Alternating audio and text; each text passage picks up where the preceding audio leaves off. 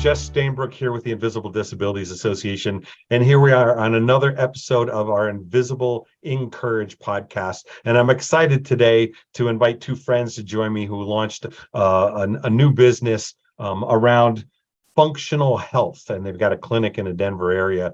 And so I'm inviting Dr. David Ward and Rick Watson. Hey guys, how are you doing?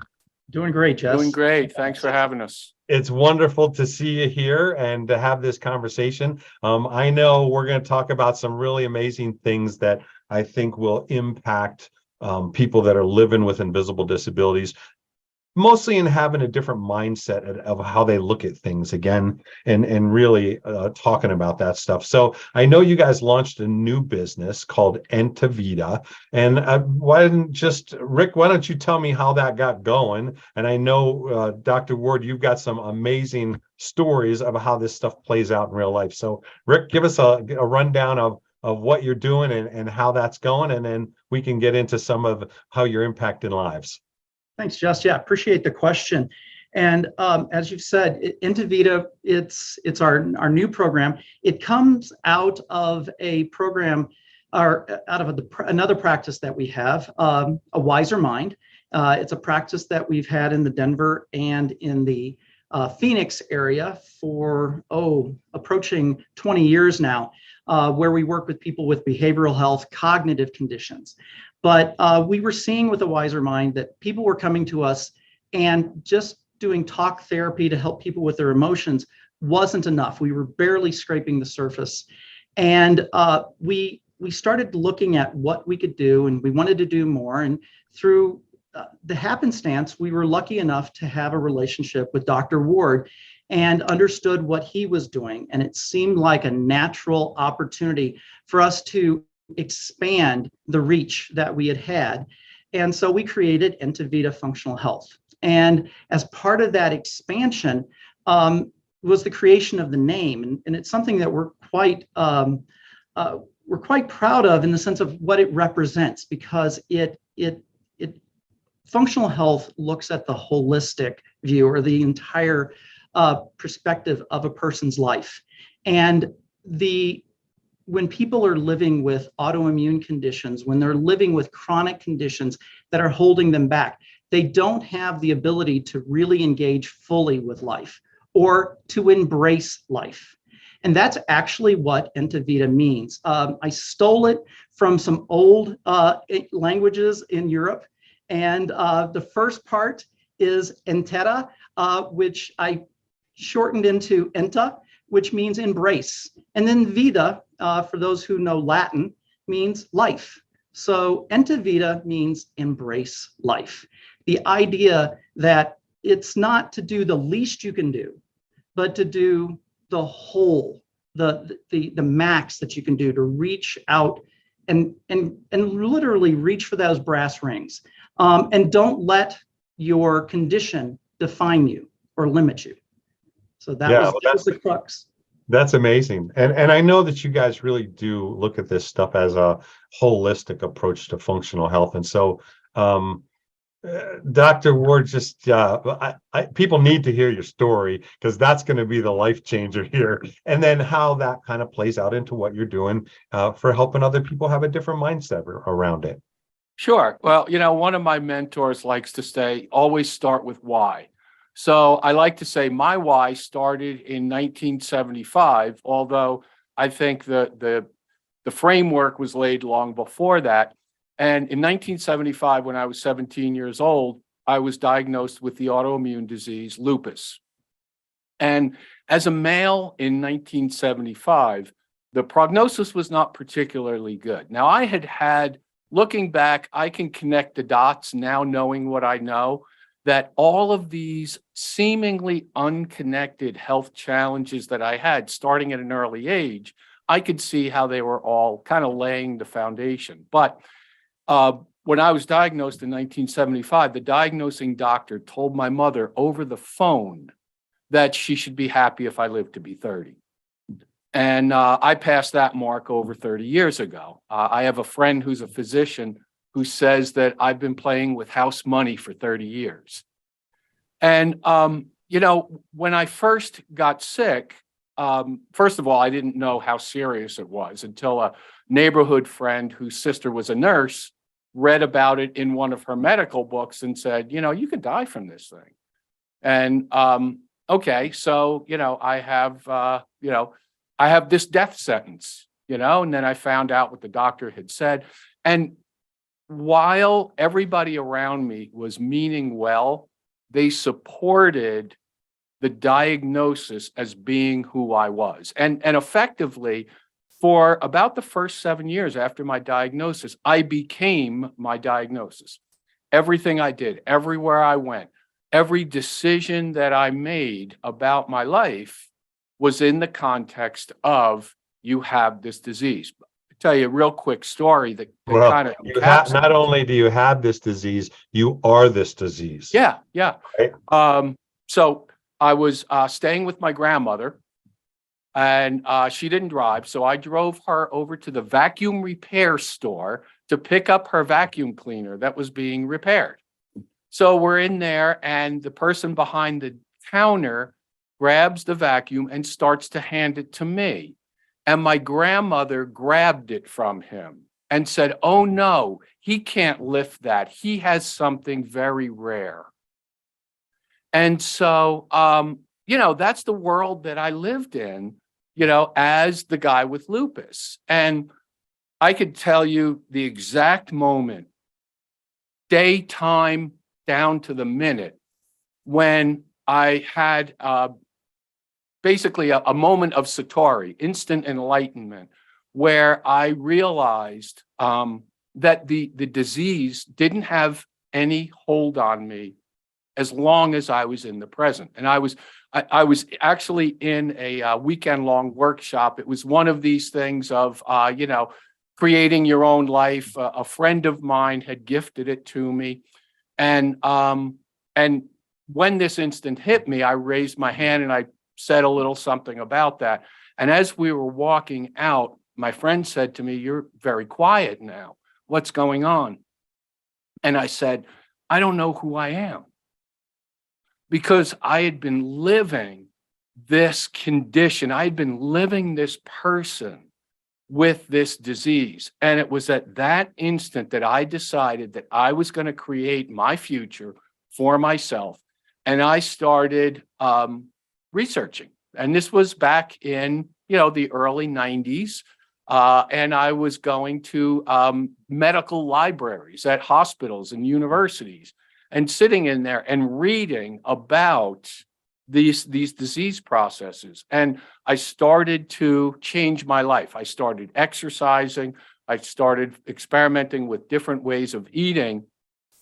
Fast forward to today, if you were to look at my lab tests, there is no hint that I ever had an autoimmune disease. Wow.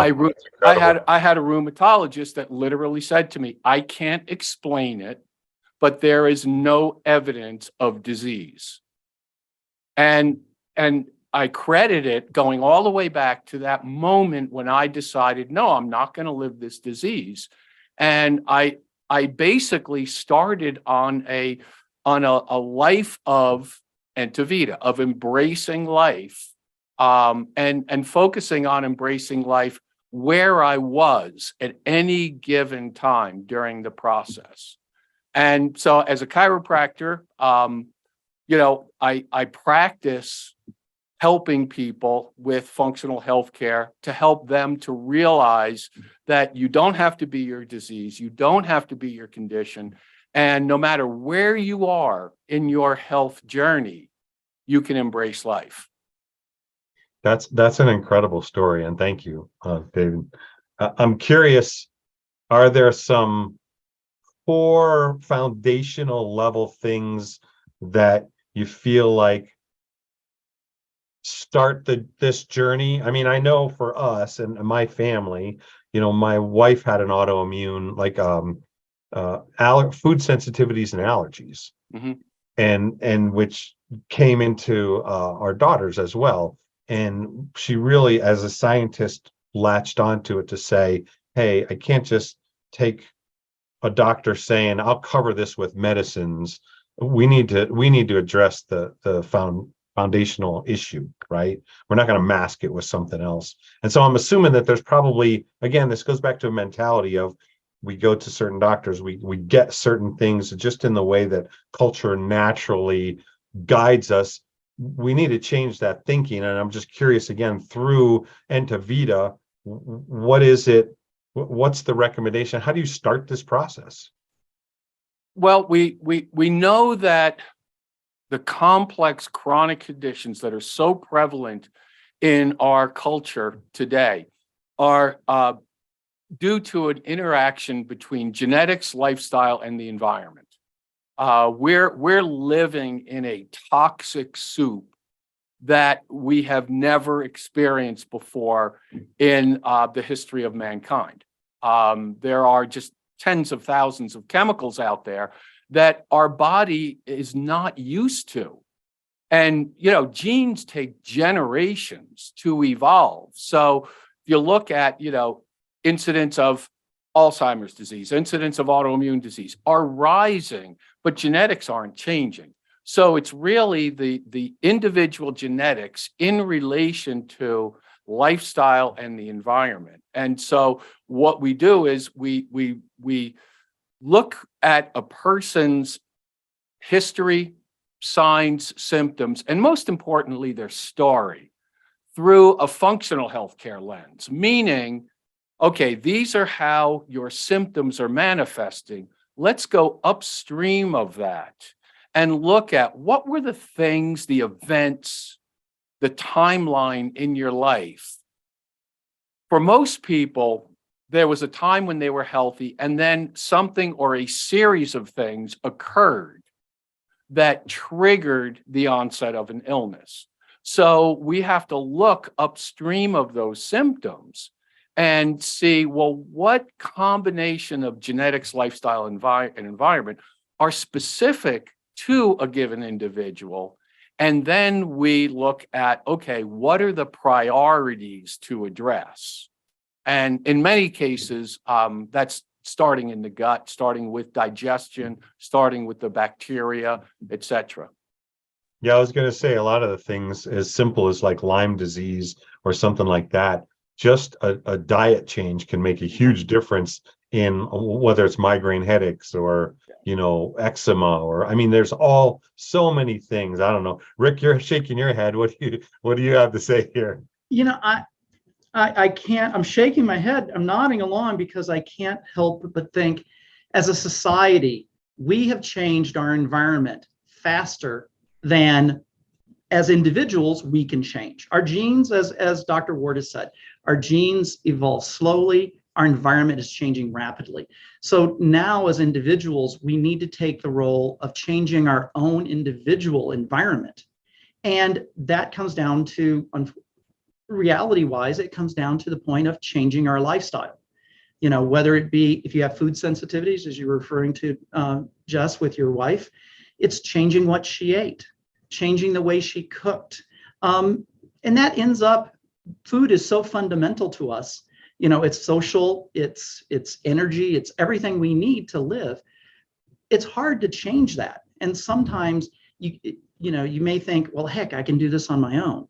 But you need to have a village pulling you, pushing you, helping you, lifting you, carrying you through this process. And that village, IDA has that village for its individuals. And we want to come in and be that next level subject matter expert so that when somebody says, this isn't working for me, then we can learn their story. We can hear their story and come to find out, oh, okay, as an example, I'll share part of mine. I was having health issues for a long time. And it finally took my wife kicking me, a village, to say, you know what, get off your butt and go find out what's happening. And so I took this test and it comes back and I'm reactive to chicken. Chicken? I can't believe that. I grew up on a farm. I grew up with chickens. Chickens, I can't be reactive to chicken. And I was resistant to that. But eventually I opened up and I tried it and my life started improving. It's these small changes that we can make that have huge lasting changes in our life. Things that we thought were impossible can suddenly become possible, as Dr. Ward said. His rheumatologist is looking at him going, there's no evidence. Why? Because Dr. Ward lives his life every way he can. He embraces it fully to reduce the impacts of SLE on him. So that's what I wanted to share. I was just nodding because it resonated so much with me and what has led me to where we are now. Well, there's lots of times we sit in the room and here with the Invisible InCourage podcast, it's about sharing the stories, and you'll see a lot of heads nodding because you're like, oh my gosh, we're going through the same thing, or we've been through something similar, and it's like you said, it really does take a community to wrap their arms around how do we get to this next stage, and sometimes it's just walking along next to one another. As my wife would counsel people and teach them how to cook gluten-free or dairy-free or paleo, more often than not, there might be a husband involved, and he goes, well, I'm not going to eat that way. I'm like, dude, then you're messing up the whole system. Like, my whole thing was, no, we're all going to get on board and we're all going to eat this way, and this is the way we're going to head from now on. Yeah. Right. While it's difficult, it is a life change. It's I remember my dad had his first heart attack, and boy, did they change his diet in a flash, right? But it became a lifestyle, and it totally changed what happened for him from a health standpoint. Yep. And so, yeah, I don't know what other things are you guys working on? If somebody walked into your clinic, just blank slate, what would be the interaction, and how does it go? Well, we typically will start with what we call a discovery consultation, and that's complimentary. And sometimes it could even take more than one because, it's designed to be 30 minutes. Well, a lot of times you can't hear somebody's story in 30 minutes. But the discovery consultation is where we start to create the relationship with a prospective patient, with an individual who has some sort of a chronic health challenge. Our areas of specialization are primarily with autoimmune disease and also with cognitive decline. Both Rick and I have personal experiences with cognitive decline and dementia, and I'm trained in a program that was put together by a neurologist named Dr. Dale Bredesen, which is the only program that's ever been shown to reverse cognitive decline and even early stage dementia. It's the same thing. It's a functional healthcare program. And that comes into play. I don't mean to interrupt you, but that comes into play. A lot of the people that identify in our invisible disability space are caregivers, right? And caring for older parents that are dealing with Alzheimer's or dementia or something like that. Yeah. So there's, we work with people primarily in that space that are in the early stages of the continuum, because it is a continuum, from healthy brain that can progress all the way down the road to dementia, Alzheimer's being the most common form. But we work with people that are either looking to prevent. So, for example, a child or a caregiver who doesn't want to go down the road that mom does. My mom died from Alzheimer's. My grandmother died from what was called senile dementia. I have an uncle that had Alzheimer's. So it's all over my family. So clearly I don't want to get it. So what can I do? But what can I also do to help people, so that they don't go down that road? So we determine initially at the discovery consult if someone is a good fit for our practice. And if we're a good fit for them. And so it has to be a mutual agreement to move to the next step. And the next step would then be, we would want to get a very detailed set of laboratory blood work. We cast a very wide net, much more than what a conventional doctor would do. So we look at that. And then we invite somebody to come into the office and have a conversation where I can really get a feel for, again, their signs, their symptoms, their history, but most importantly, their story. What have been the successes? What have been the struggles? Let's start on this process together and create this partnership, this therapeutic partnership where we guide the individual on how to make the lifestyle modifications that will eliminate those upstream causes of the downstream symptoms. Yeah, that's amazing and awesome. Rick, do you have examples, I think, as you guys have gotten this going, of people that have, started at one place and come out on the other side? Well, there's, yes, in a short part,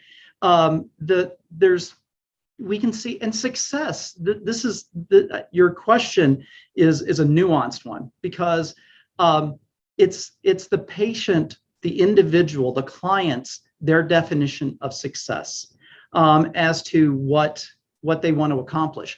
But one of the things I'd like to share is that this is an individual's journey. It's a path that they walk, and the things that Dr. Ward is talking about, the things that you've talked about, Jess, about with your wife, and the experiences that I've had, is that this is not something where you just flip a switch and it's a process of altering your life and your lifestyle. And part of that process is not only working with the yourself, I should say, and adjusting yourself, but working with your family, working with the individuals that are around you. Because as Dr. Ward referenced earlier, that people mean well. And my dad used to say that people mean well, they don't know what well means. And it's the same thing that you see with invisible disabilities, where people say, but you look fine, but and so overall, you can see individuals that have worked with our programs, that they will come in, and not only will we be able to halt their decline, but we can turn that around and move them in a positive direction, physically, emotionally, and mentally. This is not just the idea of embracing life and changing one aspect of an individual, but the idea that we're lifting an individual up completely, and we're altering their emotionally the way they look at life, the way they engage with people. We're looking at how they engage with food and how they respond to it. Emotionally, the idea of stress eating versus not stress eating.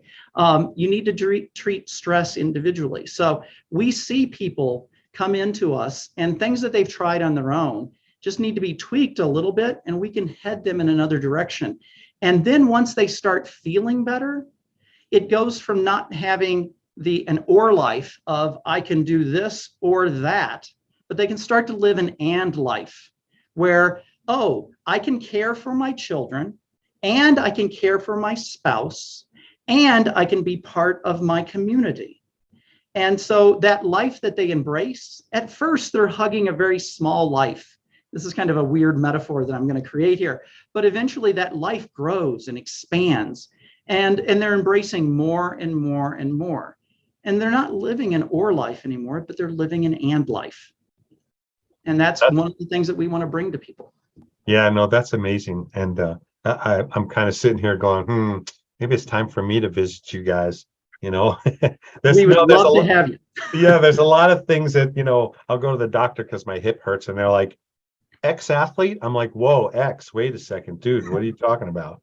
Yeah. But yes, ex-athlete. And, there's lots of things that come with that, of years of playing soccer and having a blast. Well, it eventually catches up to you, and you change gears a little bit. And I swim a lot more, and I don't like swimming, but you know what? No impact, and it's really good for me. So that's a good thing. How do people, where can we find you? What's your website? I don't know. Where's your offices? You said there's an entry process. And I don't know, are there other things I didn't ask you that you want to add to this conversation that will help people understand by taking that step? I'm going to call it, you don't necessarily always have to live in what we think is the new normal. And there can be a different new normal. And the question is, how do we get there? Yeah. Well, let me take over the part of people reaching out to us, and then I'll let Dr. Ward talk about how they can find their new normal, and then their path to a better normal. So easiest ways to find us are going to be on our website, which is www.entavida.com, and that is ENTAVIDA. People can reach us again on our website. They can email us. They can email me directly, david.ward@entavida.com. And our clinic number is 720-918-1800. So they could call that number directly. And one other thing that I wanted to mention is we have multiple levels of programs within which we can help individuals. So the one is going to be our one-on-one kind of program where I'm working directly with an individual. We also employ a health coach who is also very well schooled in nutrition. So, that's the person that helps the individual with the day-to-day nuts and bolts of, okay, Dr. Ward wants you to try this particular diet. Here's how you can build that into your life. And, we ask that people meet us, where they can, and we meet them where they are. And, so we come to that place where that will work for them. So there's the individual one. There's also, after someone has gone through that initial program and they want to continue working with us, maybe they have additional health goals, maybe their initial health goals have been either completed or largely completed, but they still want the support. We have what we call our Enduring Wellness, which is our ongoing care program. And then we're going to be launching group programs. And this is something I'm really excited about because the idea of group programs, sometimes you'll hear them referred to as shared medical visits. Ours are lifestyle-based appointments. And basically, we get a group of individuals who have the same or similar health challenges. So, for example, cognitive decline. And in a group setting, we provide the education about how do you address the individual components necessary in order to either stop or reverse cognitive decline or autoimmune disease or whatever it may be. So depending on the necessity of the individual, their resources obviously come into play with that as well. So we have multiple levels of care, with the goal of we want to accommodate as many people as possible, and the group program helps us to do that. Yeah, that's amazing. Well, is there anything I haven't asked you that maybe you want to fill in some more blanks? One of the things that I always say is that conventional medicine kept me alive, and I'm very grateful for that. I wouldn't be speaking here today without that. But functional healthcare gave me my life back. Mm-hmm. And so as I go forward in my life, this has become my new normal. Living this way has become my new normal. And I've been doing it for so long that there's just no other possibility for me. There is a place for conventional medicine. The best of both worlds is what we advocate for. One of the biggest aspects of healthcare, caring for yourself, is making sure that you're doing everything you can. So we want to encourage people not to pick one doctor over another. We really are coming into a space that even your primary physician, your family practice doctor, is really a specialist. They're a specialist in acute care. They can help you when you have a cold, when you have the flu. But what can they do when you have a chronic condition, a long-term condition? That's really where their tool set starts to run out, but that's where the functional healthcare tool set starts to take over and kick in. So I just want to encourage people to reach out to all the practitioners that they need to, because it's not a matter of doing the least you can to get healthy, but doing everything you can. I will say that we're excited actually to be as Invisible Disabilities Association in partnership with Entavida. And so there you'll see a lot of information that comes across our website and our social media things that have some information from these guys helping us out with different things that will help you as part of the Invisible Disabilities community. Yeah, that's amazing. Rick, any final thoughts for you? Just to echo what Dr. Ward was talking about, and to say, to use a different term, to say that we need to be resourceful when we're working with our health. The idea that we shouldn't necessarily just look at it as, should I go to an allopathic doctor or should I go to a functional health doctor? Go to both.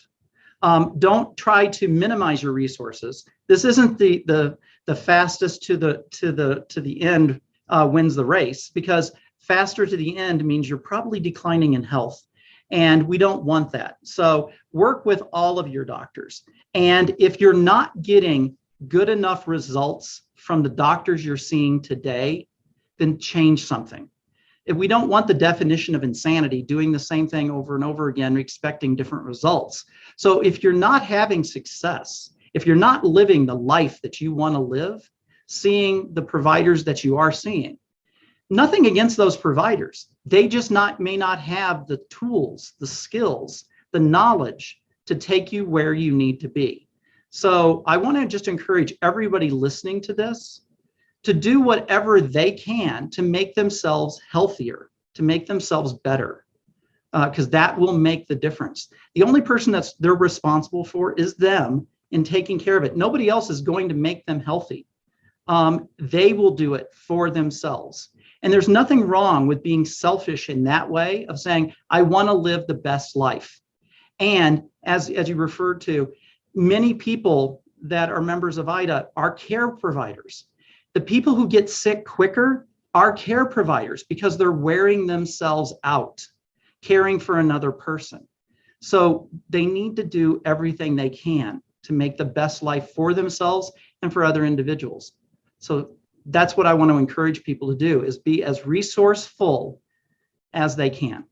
Well, I appreciate your insights and the hard work that you guys are doing. Again, the holistic functional health, that whole side of taking things on at that level, it feels a lot better, I know, when we do that kind of stuff and we feel better about ourselves. So thanks for what you're doing. I'm going to put your website back up so people can see that. Here's the website along with the phone number. Again, I've been speaking with Rick Watson and Dr. David Ward from Entavida, and you can find more of their information on the website. Well, thanks for joining me again for another edition of this Invisible InCourage podcast. Of course, if you're looking for something at the Invisible Disabilities Association, you can always find us at invisibledisabilities.org. Thank you again for joining us, and have a great day. We will talk to you later. Thanks. Bye.